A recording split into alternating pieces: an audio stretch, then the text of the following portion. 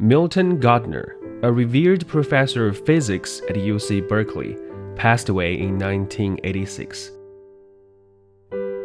In his final moments, he kept murmuring Kuliang, a place in China where he had spent the first 9 years of his life. After his death, his widow, Elizabeth Gardner, made several trips to China in a heartfelt but unsuccessful search for the place that her husband cherished so deeply. And this week, hundreds of young Americans paid a visit to Kuliang, a suburb of Fuzhou in southeast China, for an exchange event with their Chinese peers, while also revisiting the touching story from over a century ago. How has Kuliang become a hub of cross-cultural exchanges? CGTN Radio reporter Liu Yushan joins Deep Dive to unravel the heartwarming stories from Fuzhou. This episode is brought to you on Saturday, June the 29th.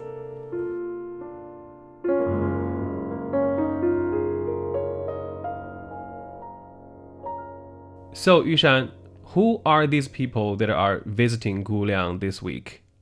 Well, the younger folks that I met include like 20 to 24 years old college students or university students from all over the United States. Like some of them, I remember, were majoring in urban planning, some of them majoring in medication, and some others are like sports majored young athletes and, just like young people from all different walks of life.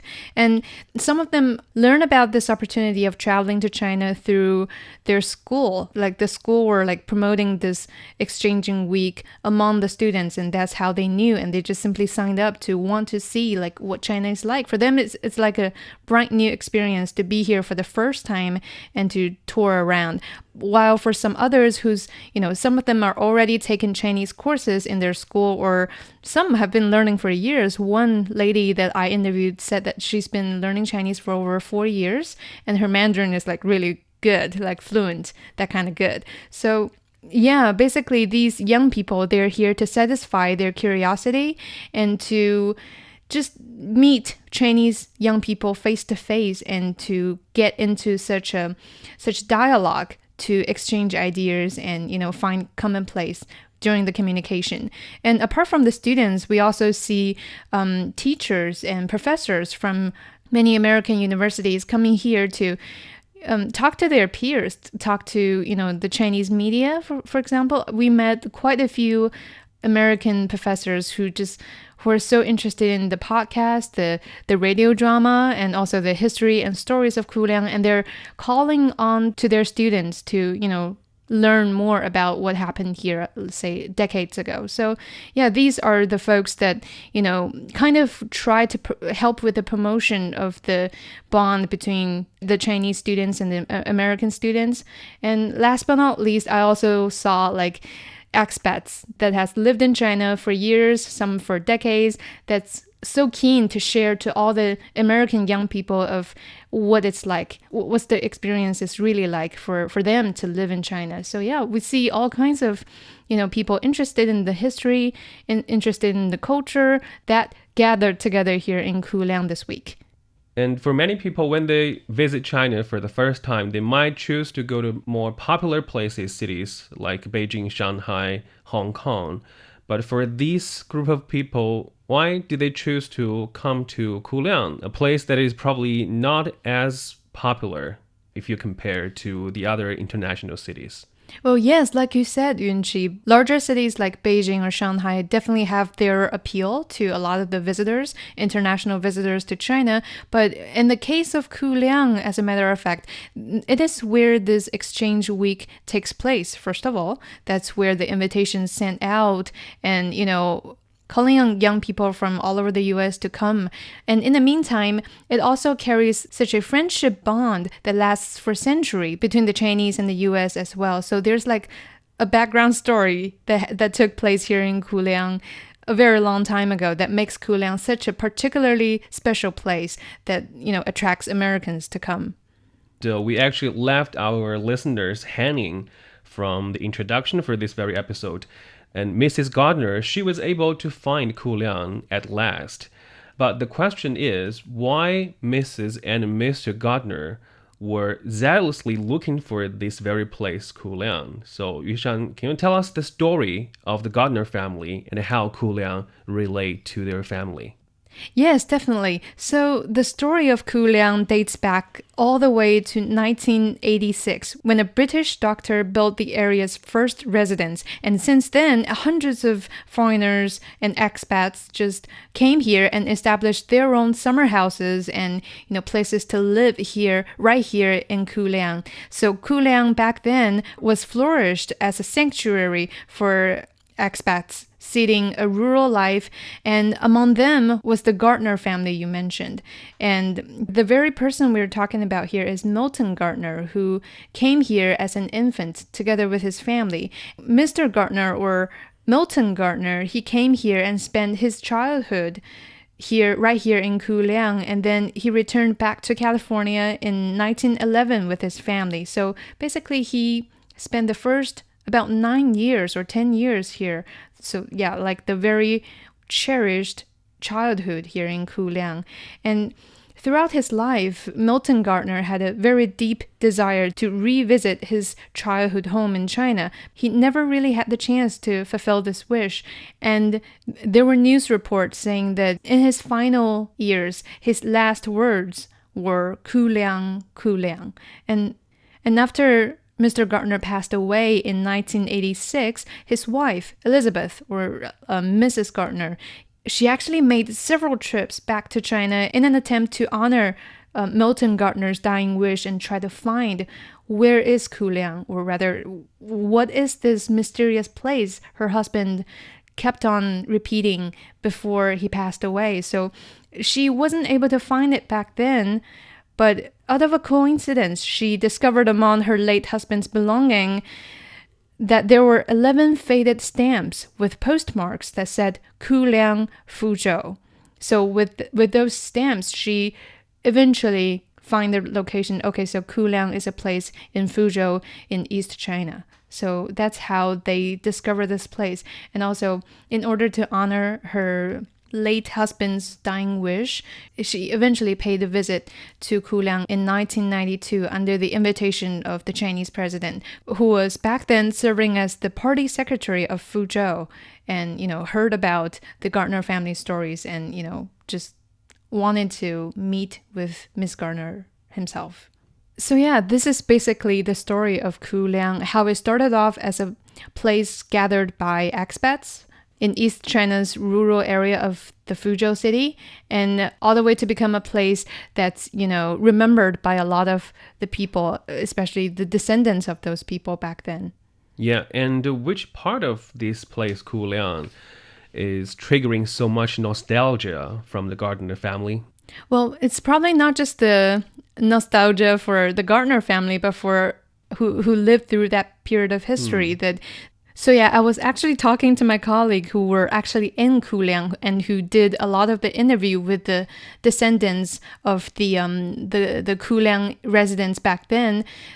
And according to her, what these people miss the most about Kuliang is their very much cherished childhood life and the community life in Kuliang back in the early 20th century. Because according to these people, their impressions of the local Chinese were that they're so open about, being inclusive and seeing all of the expats that live there as their own community fellows, and see them as, just friends instead of, people from outside of China. And that's how the local people and the international residents there were able to build such a harmonious environment, a harmonious community for all to grow, to find love. Some of them found their life partner there and they had children there. So yeah, it's like a utopia kind of, very peaceful and beautiful village where, a lot of the people just live happily and spend their first few years of their life just immersing in such a peaceful and harmonious environment. And for them, these memories were what they cherished the most. And some details including, well, some mentioned that they love the food in Fujian, like they miss the fishbowl soup, and they love the cedar trees and all the, the sunshine and the ancient towns that were built in Kuliang back then. So for them, all of these were the shadows of their earlier years. And for them, it's like something to be remembered forever, and that they really wish to pass the memory on to their children and, future descendants as well.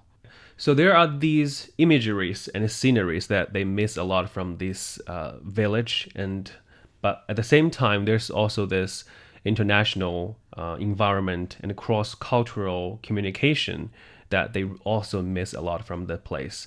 And this week, decades after the story took place in this very place, Kuliang, they have welcomed hundreds of American youths that are visiting this place as well. And how do they like their travel experience in Kuliang and I guess also China? Well, interestingly, many of them have mentioned the very same elements as the, Kuliang descendants and the Americans that spent their life here like generations ago. Some of the young American visitors this week that I've talked to also shared that they love the food here, that they just enjoy, the seafood in Fuzhou, and also the some of the fun activities during the week, like say planting friendship trees in Kuliang, and also like learning about all the intangible culture of China and the crafts, studying the different crafts, and say Tai Chi, practicing Tai Chi up in the mountain and all that. For them, especially those who pays their visit in China for the first time, these are so appealing, and these are things that they've never seen or heard or experienced before. So for many of them, these are the most impressive parts of this week for them so far. Yeah, earlier we spoke about their motivation, the part of Kuliang that drew them here to this place, that it was not as commonly known as other international cities. But I guess a more fundamental question is why they decide to visit China. I'm asking this because of the large amount of misinformation about China in the US. So what picked up their interest to come and check out this country? I think just like you said, the international relations are facing some sort of ups and downs lately between the two countries. And it is at this point that it's even more important that we should be promoting the bilateral people-to-people exchanges to help the peoples, especially the younger generation from both countries, to really see what each other is actually like, instead of just hearing from the news on how it's reported, how, say, geographically we're treating each other. So I think I was really happy to hear from a lot of the young Americans that I've been talking to in the past few days to share this idea as well, and explaining that they wish to be here in person. They wish to build like face-to-face bond with Chinese peers, with Chinese students, or say Chinese young people in general, to really get into a chat with them and see their view about America, and maybe explain their confusions about China to their Chinese peers too. So for them, some of them have been very curious about, and finally they're here. They're being in a dialogue and exchanging such ideas with the Chinese students for them, and they've been expressing this is something that they're going to bring back to their peers back in the US and share to them what they see in China, what they hear from the Chinese, from the young Chinese, and etc. So yeah, that is something that's really important for them and for us as well. And in the meantime, many of the students explained to me that actually the Chinese host of this exchanging week, have been covering their traveling fees to spend the time here in China as well. And I think it shows the dedication from the Chinese side, how the Chinese government and officials are really paying much efforts to reach out and take the initiative and extend a hand of friendship to welcome many of these young Americans to come to experience things with their own hands and with their own eyes.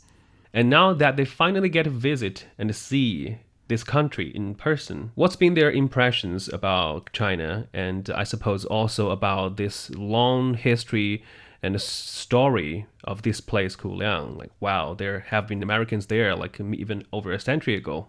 Yeah, I heard some of them were giving me feedback that they didn't really know about Kuliang and the history before they come here. But after they're here, or even like shortly before they arrive in China, they were trying to read about Kuliang and also like what happened here a century ago.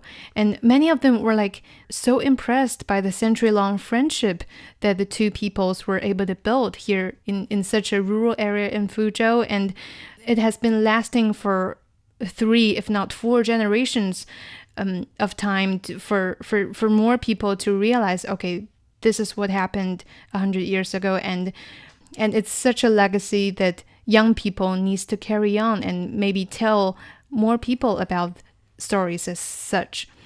I was interviewing this lead researcher of the Kuliang Tourism and Culture Association. She's American. Her name is Ellen McInnes, but she also has a Chinese name called Mu Yanling. I'm sure some of us have heard of her name before because she's been paying multiple visits to China and promoting the history and culture and the friendly bond between the China and the US here in Kuliang for decades, because she is like part of the Kuliang Friends, the descendants family as well. And according to her, we say that friendship is forever, and that if you share your love and that your experience, not just among yourself, but with the community, but with a different community and with a different country in general, then that's when you're really making an influence that, promotes such a bond or friendship that actually lasts forever. For her, that's her lifelong goal. That's what she and her husband has been, working on for a really long time to try to promote and encourage young people from both countries to learn about the history here. And I'm just really glad to hear that, a lot of the young American students that has been here this week, they were sharing this value and they were sharing this, message from Miss Ellen McInnes to many of their friends back home on what they learned here in Kuliang as well. So yeah, whether this is the first time they heard about Kuliang or not, I think the spirit of Kuliang is passed on, and it's really nice that we're doing this. So a lot of things that are happening in the modern times, they are actually the continuation from this story from over a century ago. And today we are still seeing the power of this story exerting its influence over more than a century. But just finally, how long do you think this story of Kuliang could continue? I think that is like the $1,000,000 question on what's the purpose of the exchanging week as well. And to be honest, the very fact that young Americans and young Chinese students and young people, they're here right now proves that the story is going to be told to the next generation, is going to be learned by more young people. So it's not really just merely up to the descendants of the Kuliang families to, carry on this responsibility to tell the stories, but also now it's like a legacy for the younger generation to pass on as well. And of course, the story of Kuliang is just one of the many stories of cultural exchanges between China and the United States. And this proves that there is such a people-to-people friendly exchanging foundation existing between the two countries already. So through events like this, we're really looking forward to more young people from both countries to learn about the stories and also allow the, say, echoes of Kuliang to be passed on. Thank you very much for joining us, Yushan. Thank you very much for having me. After visiting Kuliang, many young Americans have been impressed by the long-standing ties between the people of the two countries, as well as the many common grounds they share. This may mark only the beginning of extensive people-to-people exchanges between China and the US. Chinese President Xi Jinping has stated that the future of China-US relations rests in the hands of the young people in both countries. During a visit to San Francisco last year, he invited 50,000 young Americans to visit China over the coming years for study and exchange programs.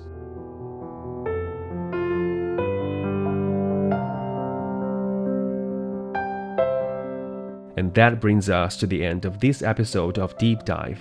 If you enjoyed what you just heard, don't forget to follow us on your podcast platform. Just search for Deep Dive.